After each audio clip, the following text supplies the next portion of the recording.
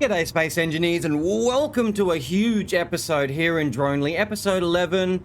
Last episode we went ahead and built up and set out the ice drone, including how I kind of got it all set up, how it all works and all that sorts of stuff, including some really advanced tips on how to build your own kind of automated drone and all that sorts of stuff. But I've been very busy off camera waiting for the tunneler to kind of push through, and we'll get to that in a second. But I've moved the welders to repair this cargo drone underneath its docking connector, so it doesn't have more than any of the GPSs it has to have, for the fact that when coming down here, it'd go back up, come back over, and down onto here. So I've just combined both the repair function and the docking function, where if it fails to dock on this connector, it'll trigger a flee timer in this drone itself, which will tell it to literally go back up, come back down, and try and dock again in that same sort of docking procedure. I've done a little bit on this. I've removed that cargo container as I'm just getting this event controller and the event controller on the drone to look specifically at the storage space in this connector itself. Just a lot easier, and it's more than enough storage for ice than I need for this save. As if I come on over here, I've got another sorter here set to drain all. That's just going to be pulling all the ice from the drone into this O2 generator, as well as having this sorter not allowing anything to be coming this way to mix up with the storage on this side of the sorter. So we'll come on down and I'll get into my character. Let's see what this infinite tunneler has done and what I'm kind of planning for in the future, as I've got some really big plans. I'll get to that in a second, as we're getting that drill drone and the cargo drone up and going today. But I want to finish all of this off and explain what I've got in plan and in store for the future. So I'm going to trigger that timer there. That's the one that you need to turn off, this one right here, timer block 2, to stop it from drilling any further forward. So I'm going to go to my spectator camera right here, and let's just see where it spawned it. There we go. It's actually kind of perfect. So there's the drills, and it's right here. Let's just wait for the Space Engineers lights to flick back on properly. There we go. It is literally just away from breaking through the surface. So what my plans were, if I get my spectator camera here and I'll zoom back, it'll break through here and I'll have like a hangar door or something like that for rovers or cars or something like that, just an easier access of whatever it may be. But I'm not going to stop the drills there. I'm going to let it drill further into this big mountain here, push a tunnel off to the right of it, and then get my tunnel wormer, the one I'll explain in just a second, and let it drill all the way to the tippy top of this mountain, where I'm planning to have a huge space elevator, like around about here or something like that, just to enable us a lot easier access to space, pretty much. As I don't really want to use heaps of hydrogen or heaps of power just getting on and off the planet. If I can use simple power and some wheels to push me out into space on like a big pole with some conveyor belts and all that sorts of stuff, it's going to be a-okay. So here we go. We're pushing on through absolutely fantastically. Really nice there. So I'm going to let this continuously build just after turning that timer 2 off. So I'm going to be doing that nice and evenly. So I'll get that done off camera, where it'll drill through into this side here, and then I'll see if I can get another tunneler to kind of push it over and then up or something like that. That'll be for future episodes, I am sure of it. So this one will just continuously kind of poke through until it stops or until it gets to that timer, and it won't be able to stop it whatsoever. So let's go on zoom down here, explain this one before we have to get that drill drone up and running, and how I explain the overridden thruster and stuff and how it connects to the GPS on that connector above the drill without it being so close to it anymore. And this is a really simple design, for the fact that I'm not building anything, so I don't need any welders or assemblers or refineries or anything like that. It's just timer blocks, 2 event controllers, 9 pistons. You've got that one sneaky one here, including 4 top ones. So when it drills all the way up, all 4 of these pistons come out, allowing it to retract this piston. It'll then extend these ones out to allow it to grab onto it. It'll disconnect these top ones and continuously push on through. I'll try and get that built up off camera, or I can even try and get the Bobs to try and do it for me, to be honest, and we can come back to it before the end of the episode and I can start it on up.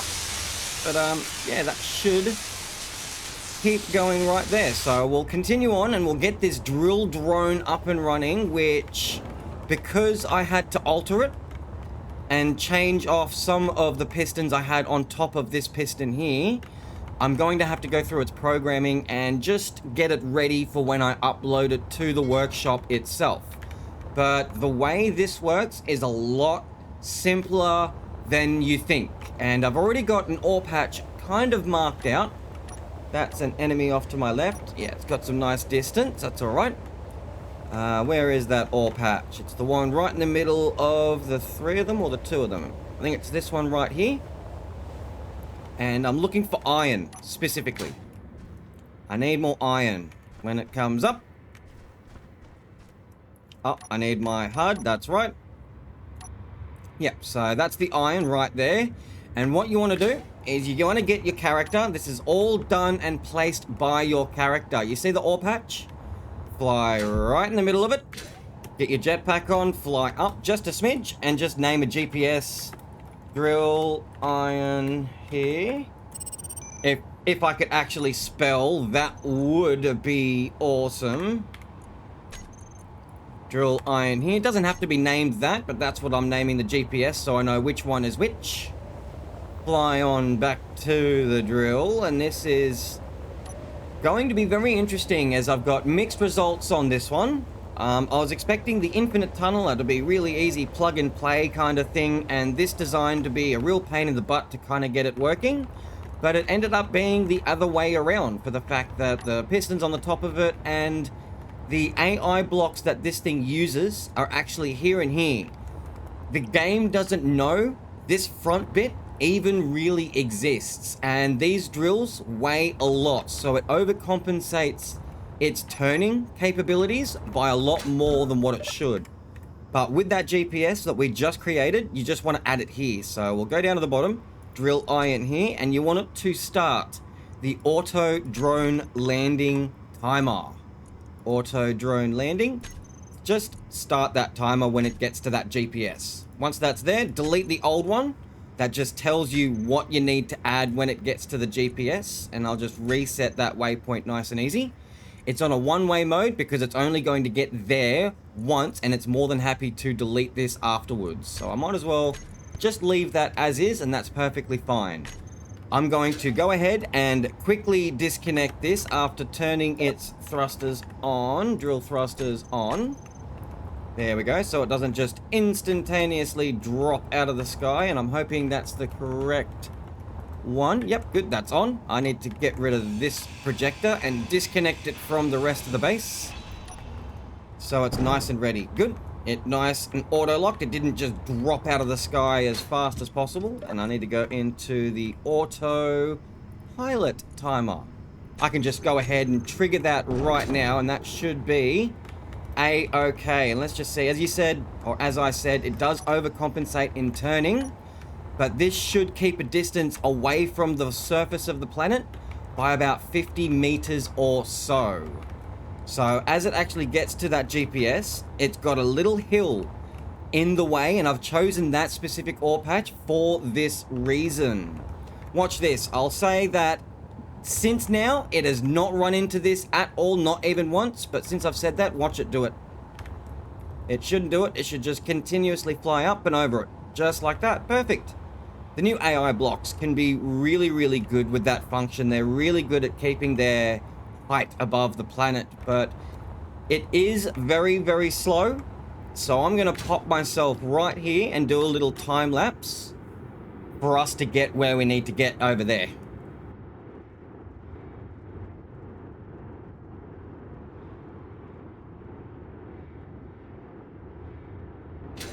All right, here we go. We're getting pretty close to it. And the way I found the way the AI blocks kind of work is that when they're nice and high and they're able to get into the middle of the AI block itself, it will do so. If it is too closely placed to the surface of the planet, with its collision avoidance and height, altitude kind of thing, it will not want to get it right in the middle of the block itself. It actually places it right above where that rotor is right there.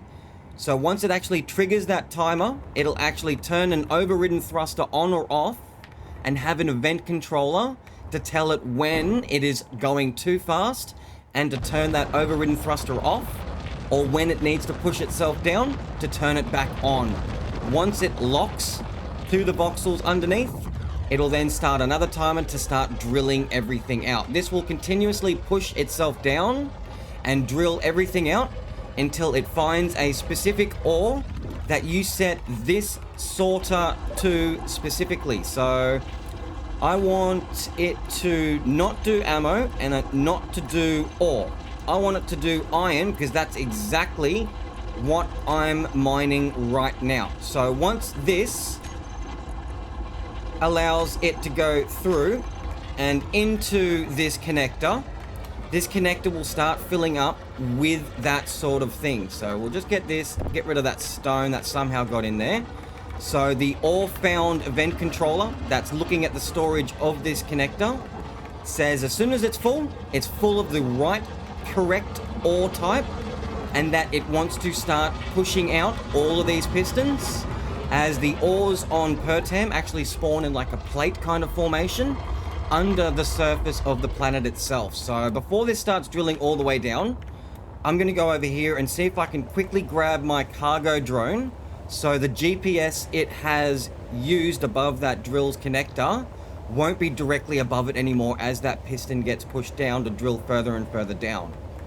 And I found out a few more problems I had with this thing and why it wasn't working as it was supposed to in a couple episodes ago. So I had the repair remote control set to its main control, and the repair is not directly above the connector itself, which is why it was not working. And another one, I need to turn the connector off for me to actually fly this.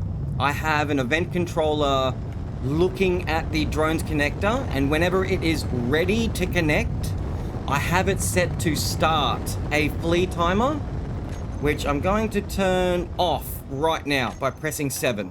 So that flee timer cannot trigger, and there won't be any errors in the process or the programming for when we get back to the base and we lock everything up, because once the connector is locked, it will actually tell that timer to stop. So we'll just come on over here nice and quick because... Coming on back. Back it up. Because I want to get this GPS on here as fast as possible. So I'll get my connector back on. Get it nice and level. And then I'm going to turn my thrusters off so it drops onto it. GPS. Drill, dock, iron. Trying to do it really fast. And then I'll want to turn my thrusters back on.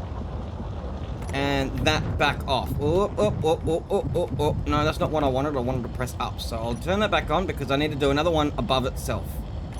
Turn it off and then just press space to go up. Doesn't have to go too high up. It's just an approach. So when we actually run out of iron at our first drill, we'll have more than enough to actually come over and use that drill from then on, because it will stop drilling once it actually fills up its cargo storage. And there is still a lot of iron found in this drill that I will be using this drone for until it actually does it. But that drill is all set up and ready to go. And what I might do is I might as well set this drone up now to get that all done, and then I can just get a simple one set out to pick up the old iron. I think might be a better idea, and I can show you how everything here works. So 5, 6, We want to turn the thing on and lock. So I want the flee timer. Want to make sure that it's not started. Good. And that it is on. Excellent. So now that should all be as good as gravy. Let's go into its remote block to the drill, and let's just replace 2 of these. We need to get rid of this one, and we need to get rid of this one. So let's scroll down to the bottom. We need to approach it first, and then come down to it. And then on the home base, it will have to do the same thing right here. So we've got the drill dock approach, and we'll need to move that up. I might as well do that now. So to home, collision avoidance on. To home, collision avoidance on. Excellent. And then we can just remove the old, click on that one, and what I'm going to do is I'm going to reset the waypoint right there. So that's the one it's going to go to first. No confusion, no errors, no nothing like that. So let's fix these ones up. We need to collision avoidance off to drill and point 2 on. So collision avoidance to drill. Collision avoidance on. Oh, off, sorry. Oh, come on, Sharpie. What are you doing? Collision avoidance off. And point 2 on. And then the second one is point 1 on, autopilot off. Autopilot off. And point 1 on. So I've done it the exact same way as what I've had it triggered here. Point 1 on, then autopilot off. Point 1 on, then autopilot off. That is very, very important. They are absolutely identical. And if you want to be absolutely sure there's no bugs in your programming here, click on each of them from bottom going upwards and click on reset waypoint. So the last one you're resetting is the very top one that it's going to go to first. The repair shouldn't have any of those. Nothing like that. This should now work as intended, and that is not connected at all. I don't know why that's not connected. Hopefully the flee timer wasn't going. I mustn't have connected it, but that's fine. Let's shift F5 there, and let's go into it, and let's trigger this off. Actually, let's get it into the auto trigger. And it's off already, that's fine. So let's just start that one. Here we go. I'll get my jetpack. And its last trigger had no errors whatsoever. I've done a little bit of testing with this thing off camera just while I did the infinite tunneler. So this shouldn't have problems unless it does that pathfinding vertex crap. That's really annoying when it does that. To drill. Pathfinding vertex crap. I love it. Yeah, I'm not sure why it keeps doing this. Yep, there we go. Now it's actually thought about it. Yeah, I think maybe just doing the one reset up the top may be just the best kind of option for it. Or is it just whinging because I'm on top of it and its collision avoidance is on? Alright, cool. So finally, once it's actually figured itself out and it gets off that pathfinding vertex, that it's actually going to the correct GPS, it'll go to the drill dock iron approach where we're going to right this very second. And I'll do a little time lapse.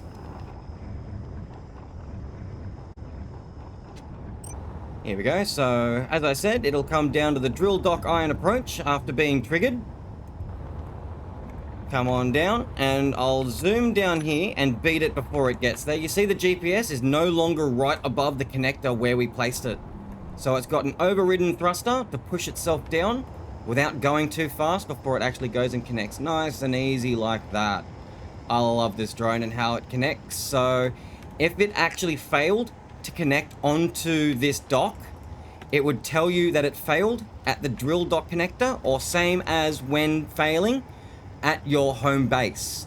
If the connector on it gets destroyed, if the gyros get destroyed or damaged, whatever it may be, it'll come up with an actual panel saying that the grid was attacked / destroyed and you need to fix it, because if a block gets removed completely out of it, you will need to re-add that specific block to that specific event controller repair.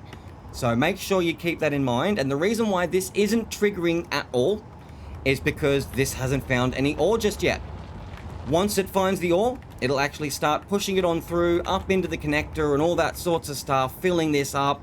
It'll trigger it once it gets to 100% capacity, and it will go on home nice and easy. So let's zip on back to base, and I'll show you what I've got here, because there's still a lot of iron left in this thing. So I can just get the ice drone to kind of pick all this up. So yeah, it's like 63.3 thousand iron times like 5, whatever that is.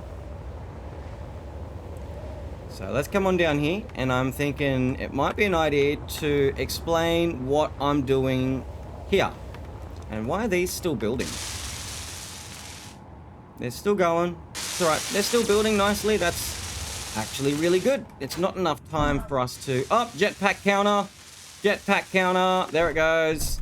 Alright, back in a second. I'm gonna go get some more. Here we go. Yeah, I've just named my hydrogen tank base QQQQ. So as soon as I go into the terminal, it'll give it straight up for me as soon as I type it nice and easy. So the reason, well, the planning I've got behind this is that I was planning to do like an elevator shaft right on here and just drill straight up, and then have it connect straight onto another tunnel exactly the same as this, but right above it, and have it come all the way out, probably about here-ish it'll come out, so it'll be a nice little like ocean deck kind of thing, and have like a nice little viewpoint there, and have it connect onto a drilling platform that I plan to do just below the surface of the voxels, about here-ish. And as I said in the first episode, have an entrance here, so a big hole about here-ish, going into the middle, meeting up with the same thing on this side, so the drones can go in one way and come out the other without running into each other, and I'd have like an infinite tunneler kind of on the back of it all the way over. And this is roughly where the elevator should be coming out of, roughly. So getting on to how this thing kind of works into my character, I have a sensor on the bottom of it, and you're like, what's the sensor for? That's to tell it to get to a certain height and turn itself off so it doesn't actually breach the top of the mountain. It's the only way I've found to be able to do it, where if I tried to use an event controller looking at the altitude on this grid, it does not work, for the fact that it is at a negative 250 meters as we're in a mountain. So it's just not going to work as that is. But the way this kind of works is that once that piston pushes everything all the way up and drills everything out, it extends these top stabilizer pistons and locks them all in before retracting this piston here all the way back up, extending these out, retracting these ones, and drilling once more. So it's just a worm, very, very simply. No assemblers, no welders, no refineries are needed, because I'm not trying to build anything. It's just going to be for an elevator. It's not going to have walls per se. It's going to be as simple as it possibly can be. And this thing didn't even transfer any of the resources. I just deleted all the stone out of it ASAP using the trash removal mod. Absolutely fantastic, just so there was no kind of bounciness or anything like that, as all of these pistons are actually on shear inertia tensor. So give me a second, I'll wait for this thing to finish all the way up and we can trigger it on off. Alright, so I've just noticed that this one is not building in, and I had the same problem when I actually set the exact same design up right here. The mag plates, if I go here, you can see it just clips into the wall. So I need to drill some of this out just a little bit to allow these pistons to be printed in. So that, there we go. Oh, a bit of a lag spike there, but there's one in. Need to do the same thing over here. There we go, just finishing up the last touches. We've got like a mag plate. We've got some more drills to go in. Not too much left, so very, very nice. It's printing out very, very well so far. I like it. I like it a lot. Alright, let's see how we went. Did we build it all? Yes, we certainly did. I didn't keep the projection, but since that projection has now been deleted from this projector, It means that this thing has been built up in its entirety. Now, the only thing I'm kind of worried about is that this mag plate connecting onto those drills causing problems in the game itself. But heck, let's give her a shot. Trigger. That one right there. Let's trigger that now. Very, very loud. Very, very simple. Pushes on up. Stabilizes itself. Retracts itself. Stabilizes. Retracts. Pushes back up again. Very, very simple. And what I need to do before I continue on is disconnect that bad boy right there. And go into here. And it's already a station. Oh, sorry. It's already a ship, which is good. Just want to make sure. Excellent. Excellent. Excellent. So now that shouldn't have any problems in building its way up. And I've just got this sensor here at like 200 meters in front of it that's looking at the voxels underneath, that as soon as it doesn't see it, it will actually, that's actually not going to be working. It needs to be set to asteroids. There we go. Asteroids is voxels. So now that sensor does see something in front of it. When it doesn't see it, I've just got it set to turn off that trigger timer. So it will not be able to continuously drill on through. But yeah, I'm gonna get all of this done off camera. Hopefully clean all this up out of here, get rid of it and all that, clean up the floor and see how we're going on this one very quickly before we end the episode. We've got a nice little one here. Excellent. So what I can do now is trigger it one more time. So turn that on and trigger it. And then I can just turn that block off again. So it'll go through its programming and only push out and trigger once through. Nice and easy, just like so. So that's actually rather nice just there. And I think that's a really good end of the episode. So make sure you like, comment, subscribe, all that good jazz, as it really helps with the YouTube algorithm. And it just shows me you want to see more of this sort of stuff. Make sure you stay sharp till next time. As always, see ya. Nom nom nom nom nom nom.